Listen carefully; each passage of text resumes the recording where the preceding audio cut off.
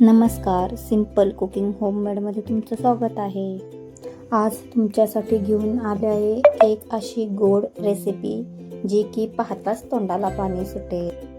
आज आपण प्रीमिक्स पॅकेटातले गुलाबजाम बनवणार आहोत. चला तर व्हिडिओला सुरू करूया.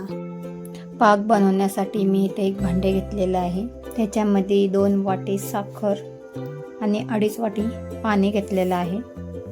तुम्ही या चॅनलला पहिल्यांदा आला असाल तर सबस्क्राईब करा, व्हिडिओला लाईक शेअर करा. गॅस चालू करून सुरुवातीला गॅस हा मोठाच ठेवायचा. साखर विरघळलेले आहेत, बघू शकता. आता ह्याला उकळी आलेली आहे. वेलची पूड टाकून घेतलेले आहे. गॅस कमी करून 5 मिनिटं चांगली उकळी येऊन द्या. पाक हे फक्त हाताला असं चिकट लागलं पाहिजे, जास्त घट्ट नाही झालं पाहिजे. गॅस बंद करून पाक हा आपण झाकून ठेवू. आपल्याला पाक थंड करायचं नाहीये. गुलाबजाम तयार करून तळेपर्यंत पाक थंड होता कामा नये. इथे मी गोविंद गुलाबजामुन प्रीमिक्स पॅकेट घेतलेलं आहे. पिठामधले सर्व गुठळे आपण असे मोडून घेऊया. ज्या वाटीने मी साखर घेतलेलं आहे त्या वाटीने हे 2 कप वाटी झालेले आहेत पीठ. थोडे थोडे दूध घालून पीठ चांगलं मऊ मळून घेऊ. पीठ जास्त घट्टही नाही मळायचं आणि पातळही नाही मळायचं. आणि पीठ 5 मिनिटं झाकून ठेवू. पीठ हे चांगलं भिजलं गेलेलं आहे.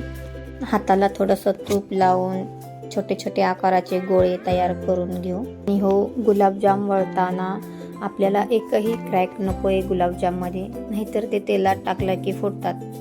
ह्याच पद्धतीने सर्व गुलाबजाम तयार करून घेतले आहेत. गुलाबजाम तळण्यासाठी कढई घेतली, ती खोल अशी कढई घ्यायची, जास्त पसरट घ्यायचे नाही. गुलाबजाम त्याच्यामध्ये असे बुडले पाहिजेत, नाहीतर पसरट कढईमध्ये ते गुलाबजाम खाली चिकटतात आणि चपटे होतात. तळण्यासाठी तूप किंवा तेलाचा वापर करू शकता. हे मंद आचेवरच गरम करा. बघू शकता मी छोटासा गोळा टाकलेला आहे, तर तेल हे परफेक्ट गरम झालेलं आहे.